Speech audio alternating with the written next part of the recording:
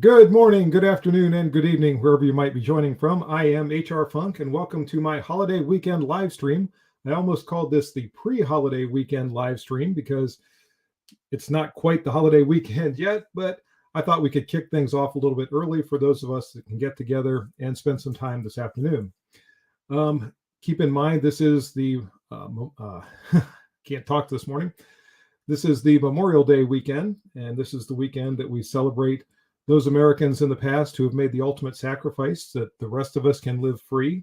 So I know it's easy to get caught up in hot dogs and festivities and parades and fun and all that, but take a few minutes to remember those veterans who have died protecting our freedom, and maybe take a minute to say a prayer of thanks for those individuals.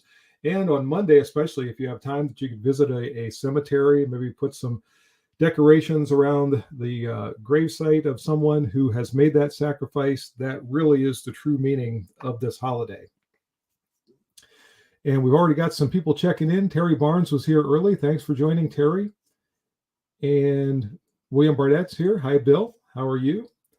Vincent P. Hello. Richard Williams and Art Grote. Thanks to all of you for joining. And I got a little bit of notice out just really a few minutes ago. I tried to get a short video up announcing that I was going to be doing the live stream. I hope to get some additional or sooner notification out, but that just didn't work out today. And Ben Crane is here and Ken Kaufman. Thanks for joining. A quick programming note for the channel. There's not going to be a Saturday morning video tomorrow.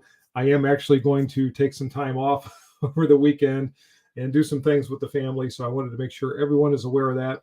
So sorry if you're disappointed, but hopefully there's plenty for everyone to watch out there. This last week, I've produced, I think, 3 videos between last Saturday and today. And of course, there was last Saturday's video as well. I had the 2 that I did for the Optics Planet SIG week, where I reviewed a couple of optics. And then midweek, I had the what did I do for my midweek video? Somebody's gonna have to remind me. I'll have to look and see what that was for the midweek video. And looks like it must have been, the EAA Gersan MC14, which I was really disappointed by. I had a lot of things that I liked about that little handgun, and I was kind of excited to get out to the range and do some shooting with it. And it just ended up not running all that well. So I just, in fact, took that back to House of Pain a little while ago. And I was going to try to get them to send that back for repair. But interestingly enough, they have somebody that wants that handgun. So this person is not apparently concerned with the functioning problems. They just like it for its unusual design. So that one, I guess, is spoken for. And I won't be able to have it sent back to Gersan for repair and then come back for another review. But there is another similar handgun that I want to review in the future. This one made by Tizosh. It is their Fatih little 380 handgun. So if I can get my hands on one of those, maybe we'll see how well it does. And I know some more folks have joined in here. Tony York is here. Jeff Barron, how you doing, Jeff? Thanks for joining. Ben Crane, that's fair since we had and this thing just took a jump, had a significant amount of new content. And that's, I was hoping with the amount of videos, it feels like this last couple of weeks have been kind of a marathon, because I was getting these Optics Planet videos done in amongst the regular video production. And it seemed like every day I was in front of the camera and in here editing and everything else. So hopefully everyone has plenty to watch this weekend if they want to watch my videos, and you won't be disappointed by not having that video tomorrow. And William Barnett's going to the range tomorrow. Good for you. Hopefully you have good weather. We have great weather here in Ohio. It's been very nice and sunny this last few days, which actually worked out well for the videos that I was producing. It's been a little cool. It's been a little unseasonably cool. It's probably in the high 50s, low 60s. So I haven't been able to jump in my pool yet. I'm not sure what the water temperature is yet, but it's definitely not warm enough for me to be in there. So I'm hoping that we get some warmer temperatures coming soon. And Jeff Barron says, HR, you were kind enough to look at the Walther PDP-F for me. Just found one, but haven't had a chance to shoot it yet. Well, I hope you like it. I hope you like it a lot. Terry Barnes just got back from the range himself, and shot his new gun finally. What did you get, Terry? What's your new gun? Jay Graham, the honor was all mine. It has always been all mine. Thank you very much. Paul Rigney is here. How you doing, Paul?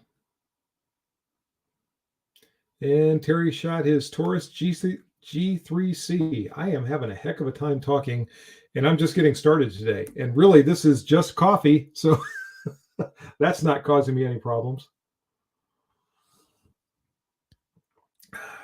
So I have a face that was perfect for radio, but unfortunately, my voice is not holding up today.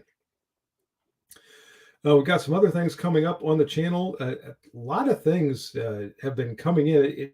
It seems like it either it never rains, but it pours, sort of thing. It's either feast or famine around here. I'm either scratching my head going, man, what am I going to do for a video this week or this coming Saturday or whatever? Or else I've got a pile of things all around.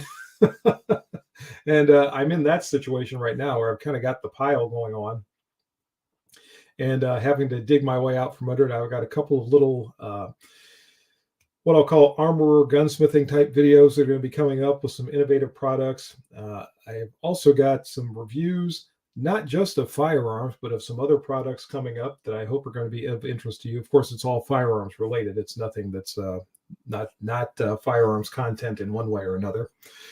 I want to do an update on my Tizosh Raider. Which you can't see, but it's on my belt right now. And of course, if that becomes visible during the video, then I don't know, YouTube will explode in a mushroom cloud or something bad will happen. Which is why I've gone away from having my non-firing replica, because they've been on such a tear lately. Also, another thing that's in the news is we are coming down to the wire on the grace period for the braced pistol and the ATF's final rule and all that sort of thing. By the way, does that kind of just, the ATF final rule, does that kind of sound Orwellian to you? It does a little bit to me. I did go ahead and go through the process to register a firearm. I have not heard back anything from ATF yet. I sent everything in over a week ago. And it would be nice if they sent something back saying at least, okay, we got everything and it's in process or what have you, but not anything like that has been forthcoming to this point. But we'll see what happens with all that. I know there have been a couple of court decisions here over probably just the last 48 hours, and the impact of those decisions is somewhat ambiguous, and everybody is kind of waiting to see how exactly that's all going to play out. Myself included. And shifting back to the comments over here, Ben Crane says 78 and sunny, light wind tomorrow for the your limits 22. Okay, good. And good thing you're going to have light wind, because especially with the 22s, just like with the video that I posted yesterday, it doesn't take much of a breeze with the 22 at any kind of distance before you start seeing those bullets wander. So hopefully it's going to be nice and calm for you and you can shoot a good score, Ben. Jeff Barron, speaking of pouring,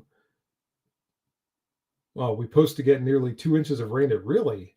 Wow. I didn't know that. And you are in North Carolina, if I remember correctly. Is that right, Jeff? Omar Comics is here. Hello to you. And yeah, we are going to be headed back down that way in the not too distant future. My wife is ready to head back to the beach. We've got a few weeks yet, so it's not going to be real soon, but we're going to be headed back down through North Carolina on our way to South Carolina to head to the beach, which is always a fun trip. Okay, I thought that's where you were, Jeff. I just couldn't remember for sure. Sometimes my memory fails me.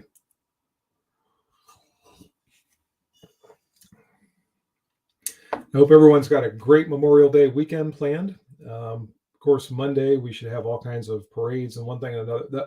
One of the big things I look forward to on this weekend, and I hope that it doesn't change this year because so many things have been changing lately, but one of the things I always like are the movies that you see that come up this weekend. You don't see them the rest of the year, but it's all like the old World War II movies or movies of that sort that come around, and I can just sort of binge on those things and sit back and eat popcorn and enjoy myself over the course of the weekend. And some of these movies that you just never see. Now, I've got a couple of them that are saved that I can watch whenever I want to, like Sands of Iwo Jima. Of course, who doesn't like John Wayne on Memorial Day weekend? Of course, Full Metal Jacket, absolutely outstanding movie. And Lee Ermey, Gunny Ermey makes that movie absolutely. So I always look forward to this weekend for the movies and just sort of the I'm going to say the patriotic spirit that seems to sort of permeate Memorial Day weekend. I always look forward to that. I always enjoy it. I hope all of you are able to enjoy the same thing in your own way. Jeff wants to meet up along the route. Maybe. We'll have to see how much time there is. Usually we're just zooming through North Carolina, but we'll see. I would like to take a little bit more leisurely trip. In fact, I would like to come back to some places in North Carolina that I haven't been to for years. The last time I saw Cherry Point was when I was recalled into the Marine Corps for Operation Desert Storm. I took a quick drive up there one day just to look around the air station. So that would have been 1991, which is now, 32 years ago? Holy smokes. So I would love to see Cherry Point again. Wouldn't mind seeing New River Air Station again, which is where I was during Operation Desert Storm. I don't know if I can get on to either one of those installations these days. Maybe if I talk nice to the MPs at the gate, they'll let me come on and take a look around. We used to give visitor passes for people that wanted to come on the air stations. I don't know if that's still a practice or not, but I would love to see some of those places again where I once was. Any chance you'd be near Myrtle Beach? Typically, we go down to Folly Beach, south of Charleston, South Carolina. That's our perennial stop when we go down there. Beautiful beach and not quite as built up as Myrtle, but very nice place, very relaxing beach down there. Omar Comics says, HR was watching your videos. I'm going to bring this up here so it's a little easier to read. Watching your videos one day, and my girl said, he looks like G.I. Joe. I said, it's G.I. No, not G.I. Joe. Just HR Funk. I told her I would tell you and see what you say. Love the vid. Thank you. Thank you very much. And tell your little girl I said hi. ALU Ministries, since when is an arm of peaceably held? Hold on a second. Since when is an arm peaceably held not to be able to be kept? I do not have one, but since when? I'm sorry, I can't answer that question for you. That's a great question, too. Ken Kaufman, Saving Private Ryan, another great movie. I've watched that movie so many times I could probably play all the parts. Just outstanding. Probably the yes, Steven Spielberg produced so many movies and directed so many movies. It's hard to pick a best, but I really think, in my estimation, that was his best work. Thomas White, just saw this, accidentally off today. Hello, Tom. Thanks for joining. I'm glad you made it. And I mentioned earlier, I tried to get out a quick, short video a little while ago to let everyone know I was going to be kicking off a live stream here at 2:30. I don't know how many of you saw that, but I did make the effort because I know YouTube won't do it. Scott from South Carolina. I'm near Florence. Trying to think if I've ever been in Florence. I know my wife is originally from Columbia, grew up in South Carolina, so she's familiar with the entire state. I have been learning it over the years. Of course, I'm familiar with Parris Island. That's about it. But no, actually, my daughter, of course, is now attending the University of South Carolina, so we're spending more and more time down there, much to my wife's great joy. Sunset Beach was always our favorite beach in North Carolina. Sunset Beach. I don't think I was ever there. We always used to go to Atlantic Beach. That was the one where I spent most of the time back when I was in the Marine Corps. That's, of course, when I was stationed at Cherry Point. Thomas White will be visiting my parents at Bourne National Cemetery, where they may rest. Well, I hope you enjoy the visit, Thomas. I'm sure that's a very bittersweet experience. So best wishes for you. Terry Barnes, always liked the movie The Dirty Dozen. That's another good one. Hard to go wrong with Lee Marvin, too. Good movie. But along with the movies, of course, there are all the other festivities are going to be coming up over the weekend. On Monday, there are all the parades.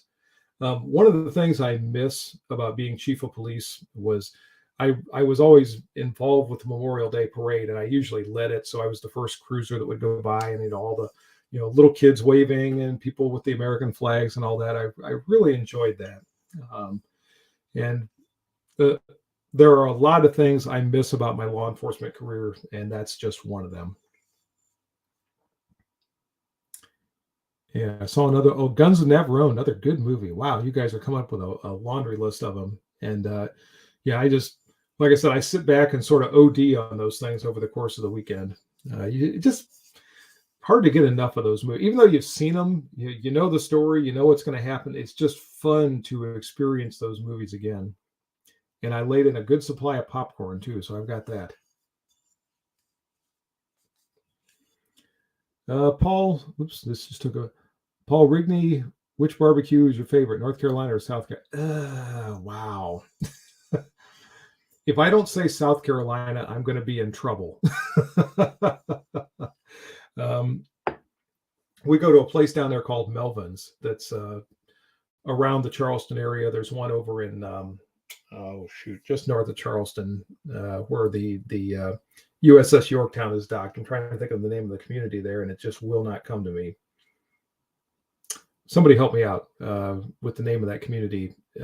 Just north of Charleston, South Carolina, over the big bridge. You come down into what? I'll think of it sooner or later. Anyway, Melvin's Barbecue is there. We always enjoy that. Of course, there's a lot of barbecue all around South Carolina. When my in-laws still lived down there, this was back probably somewhere around 2000, give or take, 2001. My father-in-law took me on this trek out across North Carolina. We were going down these back roads and around the corners, and we came up to what, by all appearances, was just an old farmhouse. And it really was an old farmhouse. But inside, it had been converted into a restaurant, and they made their own barbecue there. And of course, they had all the other stuff to go along with it. And it was a barbecue buffet, and it was absolutely fabulous. I could not find the place again to save my life. I should ask my father-in-law where that is exactly, so that at least I'd have directions to it. But it was somewhere around Columbia, South Carolina, is the only thing I can tell you.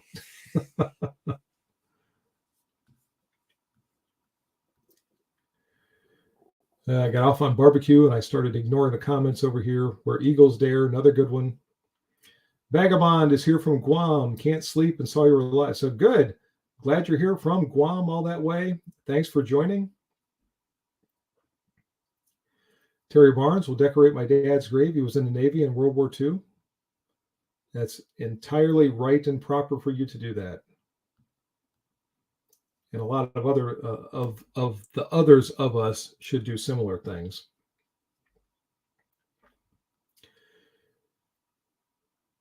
Book Davies, Bridge on the River Kwai. I watched that one. When was that? Probably, I don't think it's been a year ago that I watched that. It was one of those weekends where I was home by myself, and I'm not sure, my wife and daughter were going somewhere. I watched Bridge on the River Kwai. Another great movie.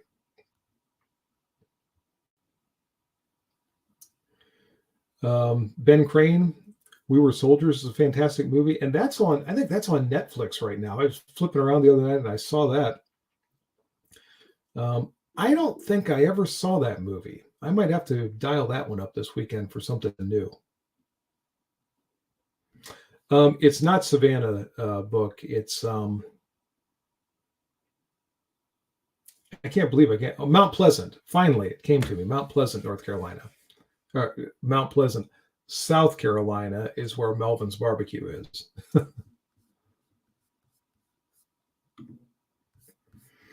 Adrian De Jesus, God bless. With all respect, I would like your opinion about the brace rule. I'm a vet and have many retired U.S. Army colleagues who are very concerned and will continue to have doubts. Thanks for your service. My opinion of the brace rule is I hate it. I don't like the idea of the whole flip-flop thing where something we were told was permissible and legal is now determined, oops, nope, sorry, now it's not. I hope that it gets overturned by a court somewhere. I think that it's government overreach. It is. There's not enough negative comments I can make about it. The only reason I registered the firearm that I talked about earlier in the video is because if I use it in a video, I don't want someone showing up at my house with a search warrant saying, hey, we know you have this because we saw it in your videos. So, we're coming in and we're going to seize that. And oh, by the way, we're going to charge you with a felony and whatever else. Because of the nature of, having a firearms oriented YouTube channel. Now, I suppose I could just never use the thing in a video, but I don't want to do that either. I have it. So I want to have the option to be able to use it if I want to, cover some subject matter where I think that would be a good firearm for the purpose. So that was my reasoning behind it. A lot of you don't have that same concern, but that was my thinking. And the other thing that bothers me, and I was talking to ERJG 1954 about this earlier today. I know that once that information goes into a computer system, it doesn't matter how many courts order the ATF to destroy that information, purge that information, whatever. Once it goes in, it's there forever. I know that. That's another thing that aggravates me about it. And if all of a sudden, next month, 2 months, 6 months, a year down the road, this whole thing is overturned in court, I know that I'm kind of stuck because once you do that, it's done. So I don't like it at all, but that was my reason for going ahead and going through that whole process. Scott from South Carolina, ever been to Buc-ee's, giant gas station with giant stores? There's a new one on 95 near Florence. I don't think so. That doesn't sound familiar to me. We don't spend much time on 95. We come down 77 and get off on 26 and head east on 26. So I don't remember seeing one of those. Jeff Tim, you snuck up on me. Sorry, Jeff. I tried to get a notice out. Yeah, Ben Crane was helping me out with the Yorktown and Mount Pleasant, but I finally remembered it on my own.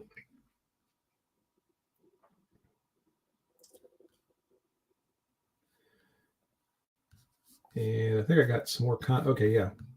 That was weird. The comments were not advancing. There's a great Italian restaurant in Mount Pleasant, too. I'll have to say something to my wife. Maybe we can stop by Mount Pleasant. I don't think, or not Mount Pleasant. I'm sorry. I was confusing something. We've been in Mount Pleasant many times. In fact, a year or so ago, we diverted from our usual plan, and we ended up staying at Isle of Palms for a while. So, of course, we're going across Mount Pleasant or through Mount Pleasant to get to Isle of Palms. But my sister-in-law, for a period of time, this is probably 5 or 6 years ago, lived in Mount Pleasant, but she's actually no longer in South Carolina.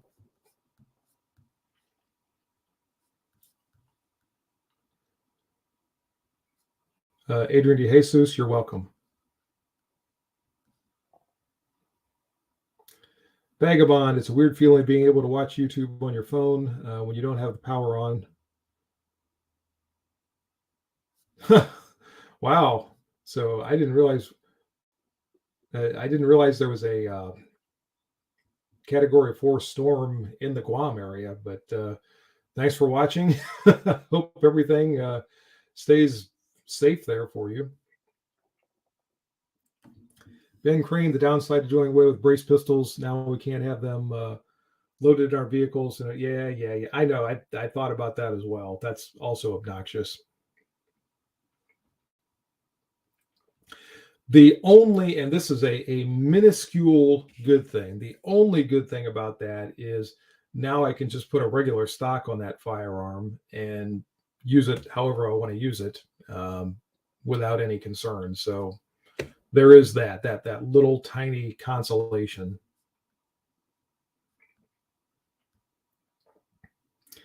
Richard Williams, believe it was never about the bump stock, but about gun registration. Absolutely. This is all coming down from the Biden administration. It's not an accident that this all fired up shortly after he took office, and his administration started to give the ATF their marching orders. So this is absolutely, it's all political. It's just that incremental creep of infringement on our Second Amendment rights. Absolutely. Chris, finally caught a live stream. Good. I'm glad you made it. Any recommendations for an inexpensive single stack 10 millimeter 1911? Yes, the Tizosh, what is it? Tizosh X would be one of them. And also Rock Island Armory makes another one. Those are both comparable in terms of price, and they are definitely at the lower tier of 10 millimeter 1911s.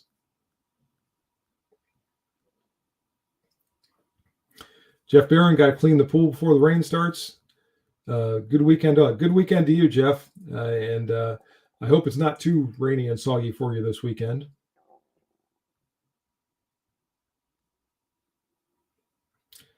Ravnar 777, long time no see. Well, I'm glad you made it. Thanks for joining.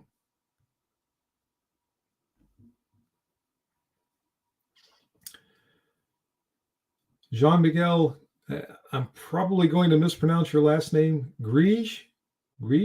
I hope I'm saying that close to right. Hello to you. Bonjour. Book Davies agrees with the politics.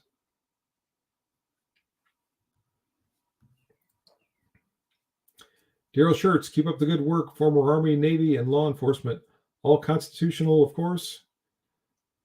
Everyone have a memorable holiday. And I would add a safe holiday. Please, please, please be careful this holiday weekend. Be careful on the roads. I want everyone to be here next week to see whatever antics I might be engaging in and in the videos that come up. Please be careful this weekend. Both you and your families. I hope you have a safe weekend. Vagabond, luckily people are working together to get through the aftermath. Much better than most cities after a natural disaster. Neighbors actually threw a block party to get rid of all their meat. Well, that's one way to do it.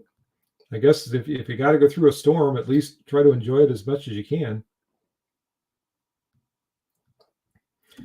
Richard Williams, pulled apart my new Gerson MC 1911C. And wow, Tizos builds a better gun. The Gerson sear spring looks like it was cut from a soda can. I think, and I've had some Gerson firearms over the last year or so that have performed pretty well.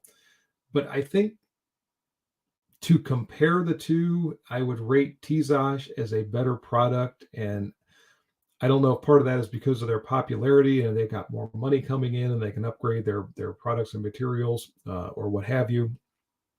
But it just seems like Tizos is knocking it out of the park. Canik is knocking it out of the park. I was up at the House of Pain Munitions earlier today. I was talking to them and we had that same exact conversation. And I said, I've been talking so much about Turkish firearms lately, which is not really intentional, but the stuff that they're building just performs, whether I'm talking about Canik or Tizos, it just seems like they're building really good firearms with really good features that perform well.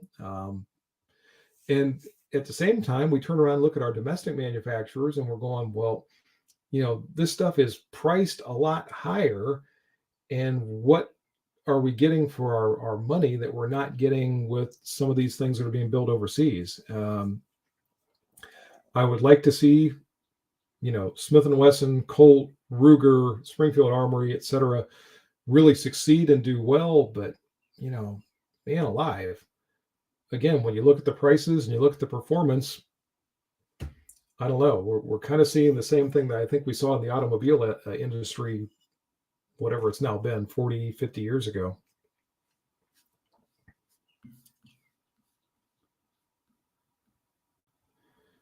Scott from South Carolina. I'm from Cleveland, so go back up your way on 70s. Okay. Yeah, and it's funny because I've run that route so often this last couple of years. I feel like I do it in my sleep, and maybe I have. Terry Barnes seems like ATF is doing the best to infringe on our Second Amendment. It certainly seems that way. Vagabond, can someone catch me up on the whole bump stock thing? Been caught up in the storm. Of course, bump stocks were made illegal, whatever it's now been, 2-3 years ago, something like that. And then supposedly there have been court decisions that have overturned that decision. I'm truthfully not sure exactly where they stand right now. The one thing I will say is that I have never heard of anyone who has been prosecuted for possession of a bump stock. If anyone knows about that, please post it up in the comments here, because I do not. Eric R., greetings, friend. Enjoy your videos. Thank you for your service. Thank you very much, Eric. I appreciate it.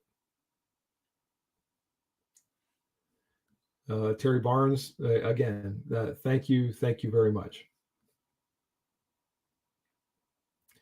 Canic needs an optics ready 10 millimeter. You know, as fast as they are to respond to consumer demands, you might well see one in the near future, because it seems like, whatever they're getting coming in, the consumers are asking for, whether it's, a 1911 chamber for 38 super, or something done in a high luster chrome finish, or the Fatih with wooden grips, or a 10 millimeter 1911. It just seems like every time you turn around, they're coming out with something new. So again, more power to them. Joseph would enjoy a video on what new cops need to do to shoot pistols faster yet accurate. Retired from law enforcement in 2021, but still mentor current officers and future ones. And it's funny you say that, because I think, after having spent a career in law enforcement, especially as a supervisor, and working with young officers and bringing them up and teaching them and training them, I don't think that ever goes away. Especially when I was a chief, and maybe not quite so much when I was a sergeant. It feels like your kids. It feels like you're raising your kids, and eventually sending them out to do the job and all that. So I know that never really goes away. ALU Ministries says you're looking at this all wrong. It's not a Second Amendment. It's a Second Amendment right. It's a Second Amendment suggestion. That's what the founders and the framers intended. That's certainly the way that some people read it. Book Davies is checking out. Thanks for joining. I'm glad you were here. Appreciate you participating. Target 725. You heard anything about when Carr is releasing their double stack pistols? No, I haven't. And I know Carr was present at the NRA annual meeting when we were there a few weeks ago, but I did not apparently pay enough attention when I went through their booth, because I am not aware of when they're going to do that.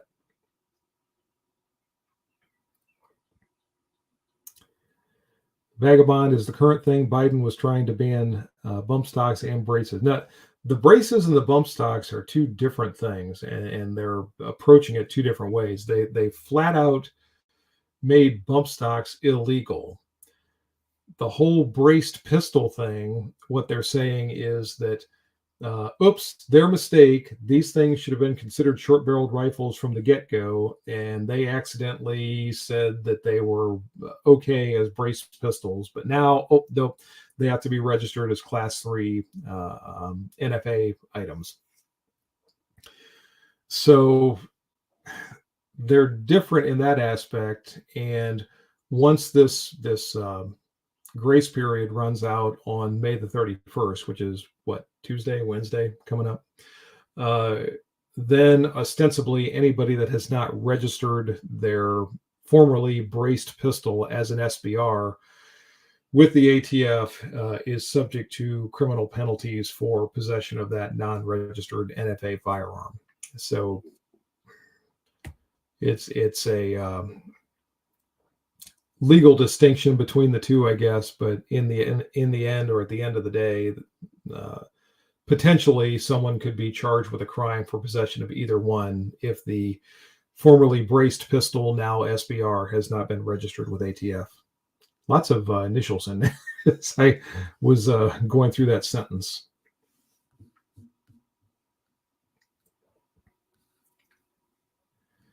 Chris says the Miami Days Night Cerakote Canic looks very nice.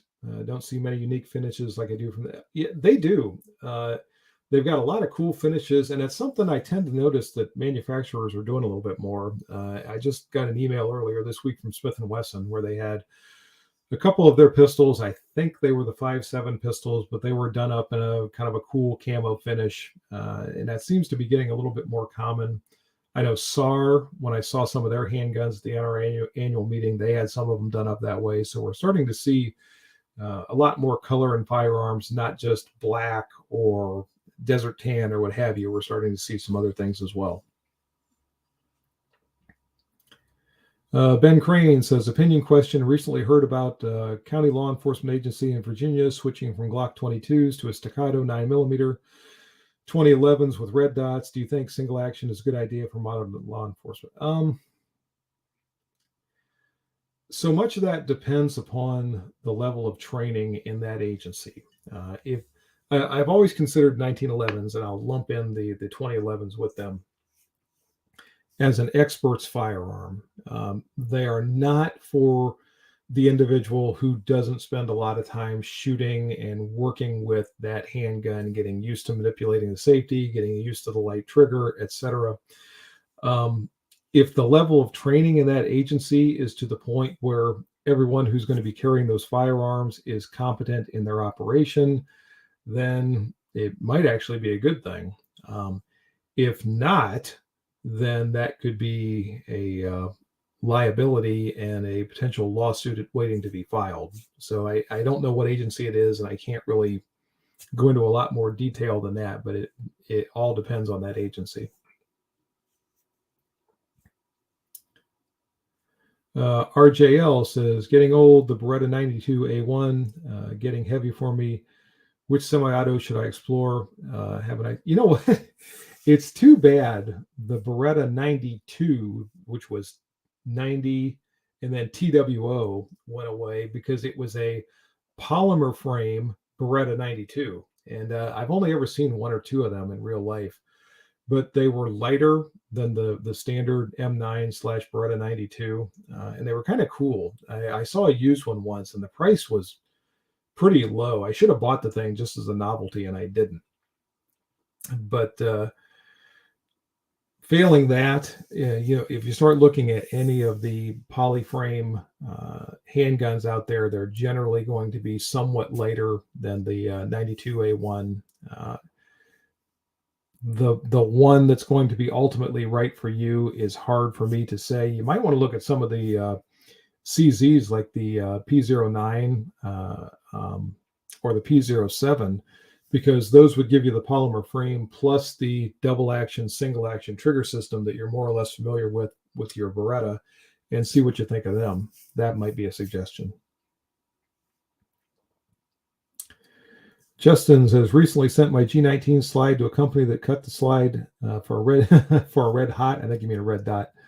And also put on a nice OD green Cerakote. Very pleased. Good. I'm glad you're happy with it. Vincent P. Wish my department would buy staccatos. By the way, that department must have a lot of money if they're buying staccatos, because those are not inexpensive firearms. And I don't know. I know I'm strange, but something about the idea of a polymer frame 1911. It's like two worlds colliding that never should. I don't know. I guess I'm used to steel and aluminum alloy for my 1911s as opposed to polymer. But I know people that have them. I know people that love them. So I hope, if any of you get them, you're very happy with them.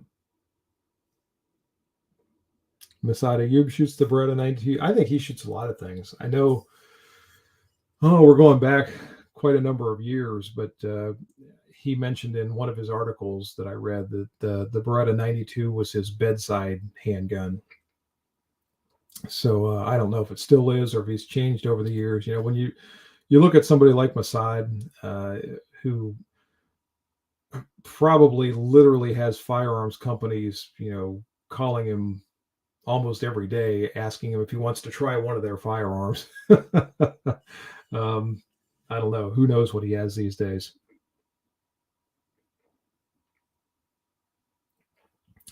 Vagabond, best I'll ever be able to afford for a while is maybe a Springfield Prodigy. Would love to send it to Monsoon Tactical and get it compensated as well. Yeah, and the Prodigy is one. I have not seen too many of them.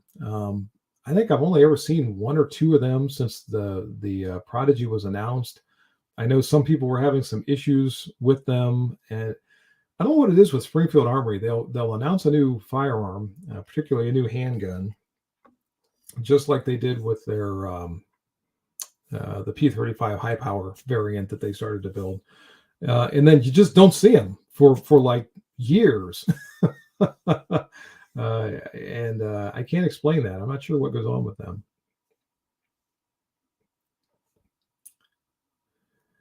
And Justin says, I can't imagine a 1911 platform being better for a department issue than something like a Glock or M&P, but who knows? Yeah, I don't know. And again, it all depends on that department.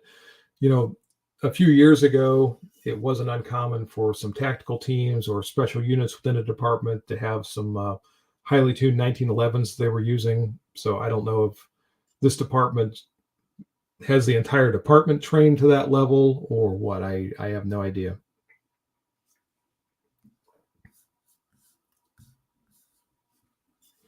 Chris says, my uncle is a law enforcement officer in a major Texas city. Their department is switching from the Glock 45 with an RMR, or switching to the Glock 45 with an RMR from the P320 X5 Legion because of accidental discharges in holsters when bumped. Have you heard of that?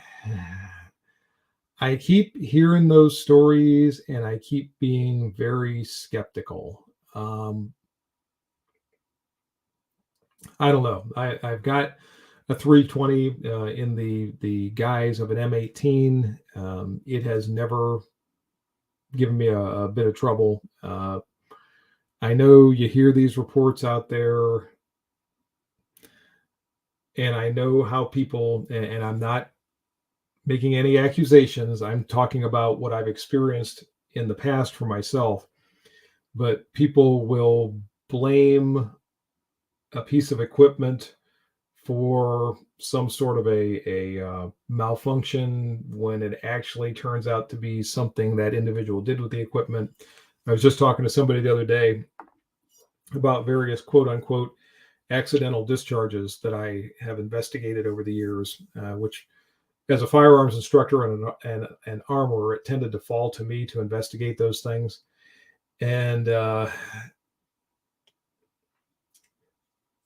virtually all of them were not accidental. There was one that involved a firearm that had actually been subject to a recall for discharging when dropped, and this firearm was dropped on a hard floor. I think it was a concrete floor, and discharged as a result. And there were no witnesses. I had no way to really dispute this when I saw that there'd been the recall on this particular firearm and everything else. My investigation on that was somewhat inconclusive, but that's the only one out of all of them that I've investigated that did not end up being some sort of user error to cause that unintended discharge.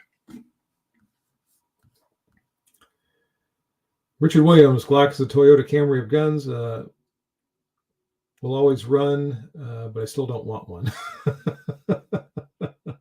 Will always run, but you don't want your friends to see you driving it. ALU Ministry is a revolver guy, but all guns are just as effective as you miss, if you miss. Yeah, I agree. Or maybe better to say just as ineffective if you miss. Vagabond currently carry a 3-inch Ruger SP 101. Just got the Rock Island Armory GI Officer 1911 as well. Not sure I'd rotate to the 1911 into my carry rotation anytime soon. As you said, it's an expert's tool. It really is. And for somebody, when you look at the whether they're competitive shooters or really highly trained defensive shooters, they don't want anything else. And I understand that. But not everyone trains to that level. I love carrying my 1911s. Again, I've got one, can't see it, but it's on my waistband right now. It's my Tizosh Raider, and I was carrying that earlier today. But I recognize that's not the firearm for everyone, which is not to disparage other shooters or firearms owners or anything else. But I just recognize that there are better options a lot of times for other shooters, much as I love my 1911s. BR, any craft beers on the menu for the holiday? I laid in a supply of Yingling, and I've been purchasing that lately, largely because you guys remember the whole Bud Light thing that went on. Yingling, which is a beer I like anyway, had this ad that came out after that talking about, supporting America, and they had an American flag in the background and all that. I thought, you know what? I think I'm in the mood for some Yingling. So I've been buying it ever since, not ever since. And of course, I get some others here and there, but that's what I've got in the refrigerator right now. RJL says, just found out here in Nevada, if you buy a gun, your spouse is half owner of it. Never knew that. Welcome to the world of joint property. That exists here in Ohio too. In fact, when you're married, both spouses equally own everything. So, you both own the house equally, you both own the cars equally, both own, firearms equally. Don't tell my wife I admitted to that. Yeah, joint property. You got to love that. Scott from South Carolina saw a notice that some Taurus GX4 may fire when dropped. I hadn't seen that with the GX4. But that was not the firearm I was talking about in my story.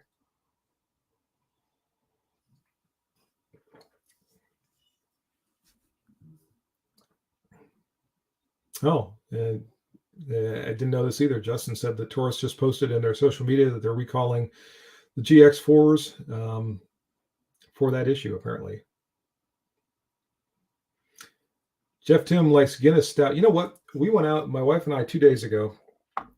I think it was 3 days ago. I finally got my Corvette out of the garage after being in there all winter. I washed it and got it nice and cleaned up for the Memorial Day weekend. And my wife and I took a drive to Ashland, Ohio, which is 45 minutes or so from where we live. And they have a place there called the Uniontown Brewery, which is they brew their own beer, and then they also have a full menu item. So we went there for dinner this particular evening, and they have a stout that they brew there, and they call it 1851 stout or 1853 stout or something like that. Man, is that stuff good? It's better than Guinness. It's just has that sort of chocolate coffee taste to it as you're drinking it. It's a good beer. If you ever make your way to Ashland, Ohio, and Jeff, I know you're familiar with Ohio. If you ever make your way there, I would recommend stopping by the Uniontown Brewery and having yourself one of those stouts because they are good. Vincent P., my Corvette's a 1980. I have actually owned it for about 7 years. I was driving by a little used car lot out in the middle of nowhere 7 years ago, and I saw it sitting there. And I've told the story before. I wanted a Corvette my entire life. Going back to when I was a kid, when I was old enough to know what a Corvette was, I wanted a Corvette. And of course, back in those days, they were all the Stingray body style, which was always my favorite body style in the Corvette. Anyway, I was driving by this used car lot, and I looked over, and they had this gold Corvette sitting there. And I looked at it, and I said, that's about a 1980 Corvette. And my daughter was with me at the time. She was, 14 or something like that. And I said, hey, when we go home, I'm going to stop and look at that car. She goes, you're not looking at that. I said, be quiet. When we go home, I want to stop and look at that car. So I stopped and looked at it. It is not in perfect showroom condition, but I like to tell people that I don't look as good as I did in 1980 either. And went back by, I stopped, I took it for a test drive. It runs well. It looks pretty good. I went by my wife's office. I said, I said, hey, what do you think of this? And she says, you've wanted one of those your whole life. Just buy the thing. So I said, okay. So that was my 50th birthday present to myself. And I only take it out on nice sunny days. It lives in the garage the rest of the time. It lives in the garage all winter long. That's why it was in there until just the other day. But it's a lot of fun. It's a childhood dream come true. It's always fun to drive down the street, and the people will watch as you drive by, and I'll get the people that'll wave and blow the horn and stuff like that. Was also always fun. But I also get weird reactions from other drivers. If I'm out on the highway, tooling along, driving down the road, some people will make it their life's mission to pass my Corvette in their Prius or whatever they're driving. Other people, if I'm driving along and I start to pass them, all of a sudden it becomes a race because they don't want to be passed by the Corvette. It's just the weirdest thing I get from people out on the road. Anyway, I'm ignoring the comments again, so let me jump back up here. Red Dirt wasn't the Series 70 known for drop firing. It can, under the right circumstances, if it drops from a sufficient height and it hits muzzle down on a hard surface and there's enough inertia to cause the firing pin to strike the primer, it can discharge. But it would have to be the exact right set of circumstances for that to happen. I've never heard of somebody dropping one and having it discharge. Again, if any of you know of a Series 70 1911 that somebody dropped and it fired, let me know, but I've never actually heard of it happening. But the Series 80 was designed with the firing pin block in order to prevent that from happening. Scott from South Carolina likes Yingling, Killian's, and Sam Adams. And, when I was in South Carolina, in fact, at Folly Beach, that was the first place I ever had Yingling, which was weird because it's brewed right next door in Pennsylvania. But for the longest time, it wasn't imported into Ohio. I have no idea why, but it was in South Carolina. So that was the first place I ever had Yingling. Now, and for the last, I don't know, maybe 10 years or so, it's been imported in Ohio. Tadix Legion 78. Hope I haven't missed much. No, just sitting here chatting. We've been going along for, 52 minutes already. Time is flying. Justin, did you hit up Fin Feather and Fur while you were there? I've noticed their ammo prices haven't. I didn't stop this time. That's a regular stop for me, but I did not stop that particular time. I drove right by it on US 250, but didn't stop. Shiner Bach, that's another. I really like that too, and I like Shiner beers. They came out with that. What do they call it? Their Trail Ale recently. I like that a lot. Shiner is another great brewery. Red Dirt Smithwicks. Vagabond can't afford to train on multiple guns, and I get that. With ammo prices the way they are, and I got to believe on Guam, ammo prices are probably extra high because people have to ship the stuff all the way there. Vet Ray. Skip Boy, you're in a Cracker Barrel not too long ago. Someone dropped a Series 80 Mark IV Colt. BS. I do not believe that. That's one of those, like the story I was talking about, where somebody manages to crank off a round and then it's the old, I dropped it and it went off thing. I've also heard that same line of BS from people. Yeah, I was cleaning it and it went off. Well, how did it go off when you were cleaning it? Well, I was wiping down the top with oil and it just fired. No, it didn't. Skip, I got to tell you, I would literally have to see that to believe it. I had somebody tell me that with a Series 80 Colt one time, that they managed to shoot through their hand and there was a bullet hole in the ceiling above them with the part of their hand, a little bit of their hand around the bullet hole.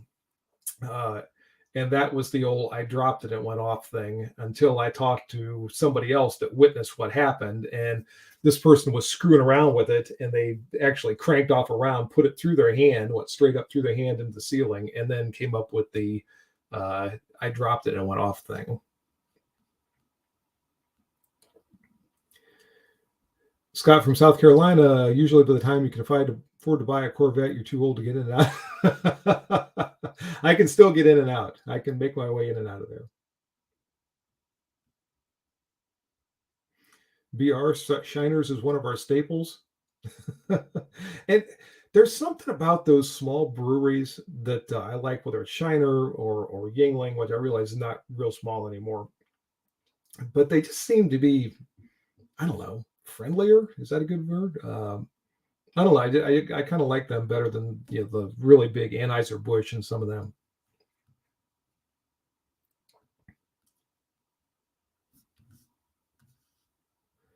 And wow, I'm way behind here. I got to make my way down through these comments.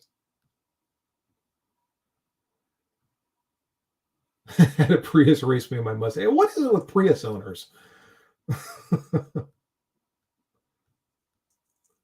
Skip Boyer, the only safety is between someone's ears. I agree with that.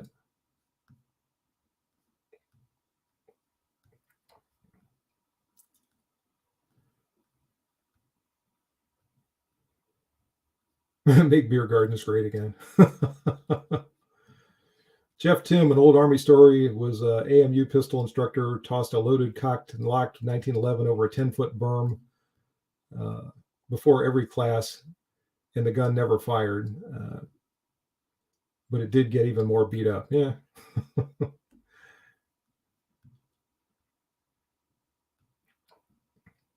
My son calls Palmetto State Armory Mecca. When I went there, and it was during one of our recent trips to Columbia, I was really disappointed because from being out of state I couldn't buy anything there. So I just had to kind of look around and admire things. And then they said, when you get home, you can order it via the website or whatever. But that was kind of disappointing.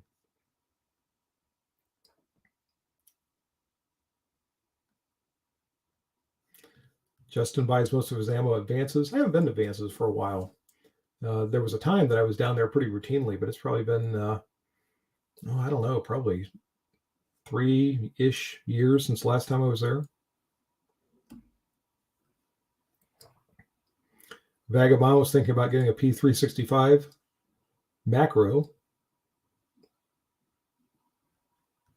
Feel it'd make a great addition to your carry rotation.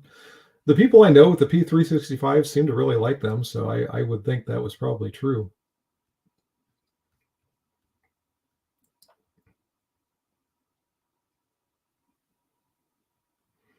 Tactics Legion. Today I learned the hard way. I got to plan my range trips smarter when zeroing a scope.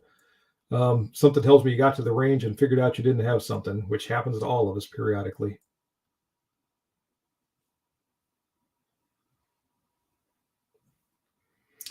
Shiner is the last privately owned brewery in the U.S. I did not know that. So the reason you like it so much is because everything is bigger and better in Texas. Yeah, I haven't been to Texas forever. And I think we're going to go down there next year. The NRA annual meeting is in Houston, I think, next year. I haven't been in Texas since I went through MP training at Lackland Air Force Base, which was 1985. But I thoroughly enjoyed the time that I was down there in San Antonio and in that area. So I got to make my way back down to Texas again one of these days.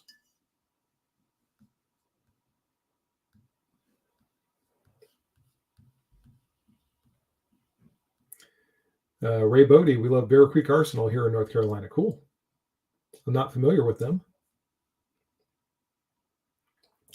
Chris, have you reviewed a PSA dagger? No, it's on my to review list, but I don't see those all that often. I get the email from PSA where they're advertising them, and I know you could order one, but I just don't see them that much. And then I kind of forget about them, and I think somebody will mention them. I'm like, oh yeah, I want to try a PSA dagger. Hopefully, I can one of these days.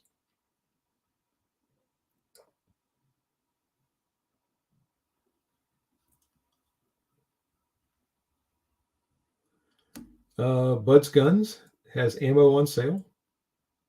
Good. Anytime you can catch a sale, get as much as you can afford.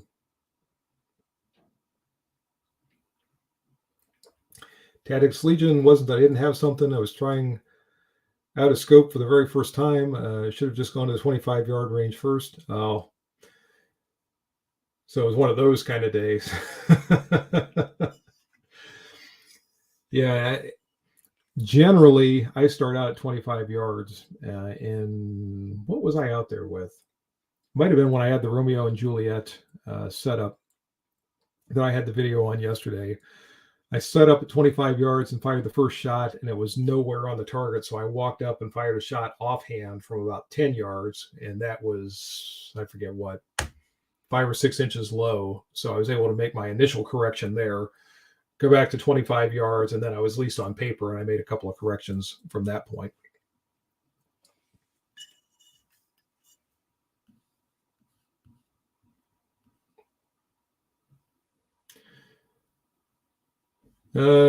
Kip Caniper, am I pronouncing that right? Hello from New Jersey. Hello to you. Thanks for joining, Kip.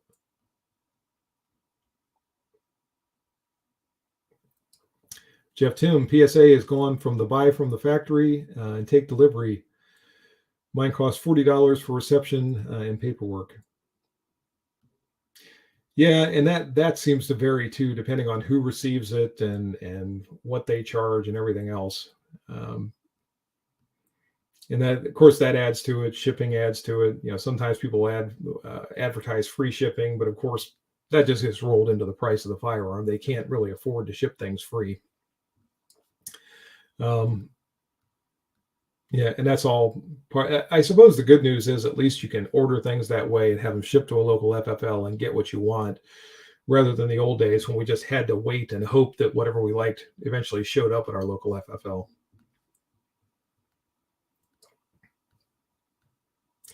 Neil Watson, have a great holiday weekend. Same to you.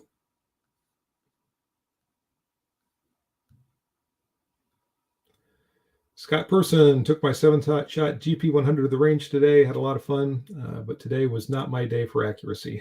We all have those days, believe me. Vagabond has to head out now for work. Well, you have a safe night at work, good night at work. Hopefully that storm passes and doesn't do any damage. Thanks for joining in, and you have a great day.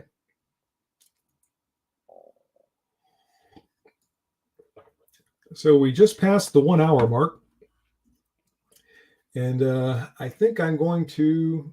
I'll hang around for another 10 minutes. I'll stay on till what time is it? I'll make it 15 minutes. I'll stay on till about 3:45 my time. So another 12 minutes here, and then we'll wrap things up. But if you have any last minute questions, comments, suggestions, whatever, be sure to throw those out. Michael Colburn says best of holidays, and this thing just jumped. Best of holidays, HR. Love your podcast. Thank you very much. Any love for the 10 millimeter round? Absolutely. We were just talking about the 10 millimeter a little while ago. Also, if any of you missed the beginning of the show here, I am not going to have a Saturday video tomorrow. With the number of videos that I cranked out in the last week or so, plus some family things going on over the weekend and stuff like that, I'm going to take tomorrow off. So I hope you'll all forgive me. There should be plenty of content out there. If you want to watch any of my videos, lots of stuff has gone up there recently, and I'm sure there's going to be a lot of other videos out there. But I will be back again next week. I will hopefully have the Wednesday midweek video up in time for everybody to join in and watch that. And well, then again, next Saturday, have something up that day. But just tomorrow, I'm going to take the time off and enjoy that time with my family. Oh, Elaine's Domain, you made it just in time for the end of the show, ED. Sorry about that. Mr. Booch says, your choice, Colt M45A1 or the Tizosh equivalent? Well, the one that's on my belt right now is the Tizosh, which the more I shoot it, the better it gets. I'm going to be doing an update video on that in the fairly near future. I'm just trying to decide what round count I want to do the update. I've got 500 rounds through it now. I'm thinking about, do I want to do a 600? Do I want to hold out and do an update at 1,000 rounds? Haven't decided yet. Whenever I make up my mind on that, you'll see an update video. The Colt would be nice since it was the actual Marine Corps issued handgun, but the Tizosh is nice because it's got the dimensions of the equipment rail that are similar to other railed 1911s, so it's a little easier to find holsters for. It's a lot less expensive, as in what, 1/6 of the price or something like that, 1/7. So I don't know. The Tizosh is the one that I have, and I can say I like it very much. Ocean Piper just ordered a 458 SOCOM from Bear Creek. Cool. Hope you enjoy it.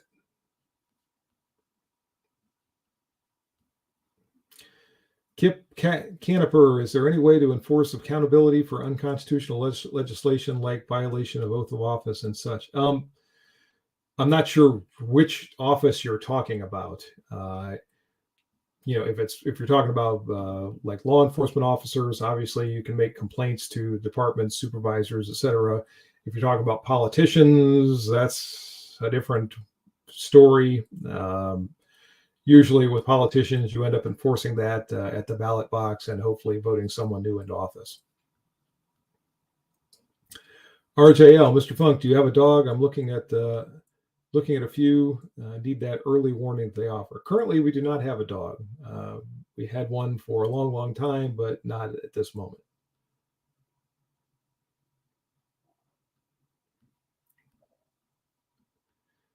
HR Funk got a standing Wednesday 8 a.m. conference call. Any chance we can schedule the midweek videos to premiere at 9:15? I don't know. You got to talk to everybody else about that, Ben. If I move it, then they're going to be mad at me.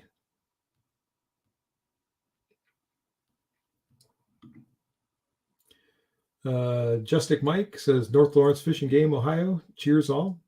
Yeah, thank you. And North Lawrence is just down the road from me a little ways.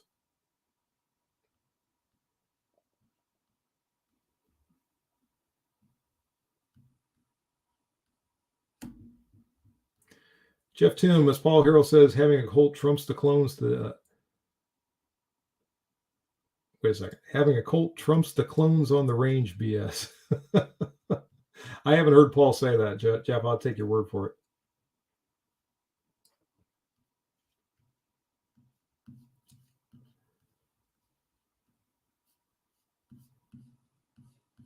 And I don't know.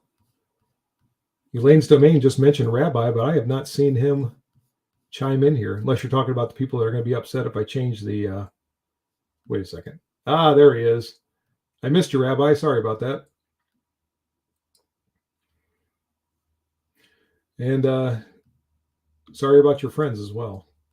And one thing I want to mention this again too. Remember, this weekend is to commemorate those Americans who have given their lives in defense of our freedoms. So take a few minutes during the weekend, and especially on Monday, to remember those veterans.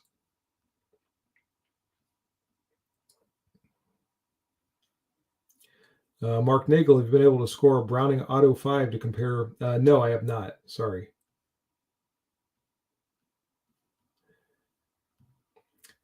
Terry Barnes, thanks for the great videos you do on your channel. Really learn. Thank you. I'm glad you enjoy them. I'm glad you learn from them. I try to make them educational and entertaining, so I always hope that all of you that watch them get something out of them.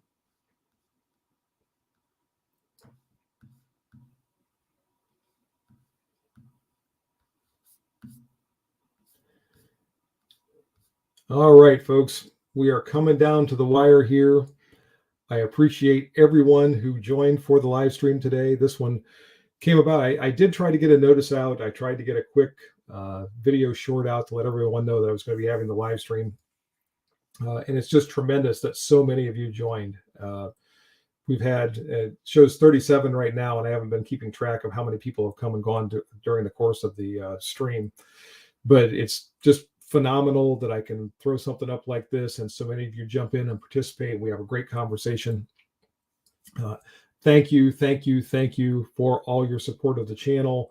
To my channel members who I think you have mental health issues, but you're actually paying a monthly subscription fee, thank you so much. It makes a huge difference during the month, like this one, where it seems like YouTube has demonetized tons of my videos. for whatever reason, this last video with those optics, that one got demonetized. They've demonetized several other ones during the course of the month. So that contribution you all make who are channel members really helps out during these kind of months.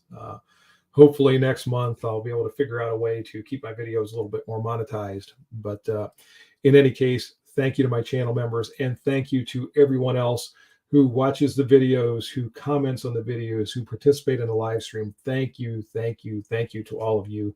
You make the YouTube experience for me.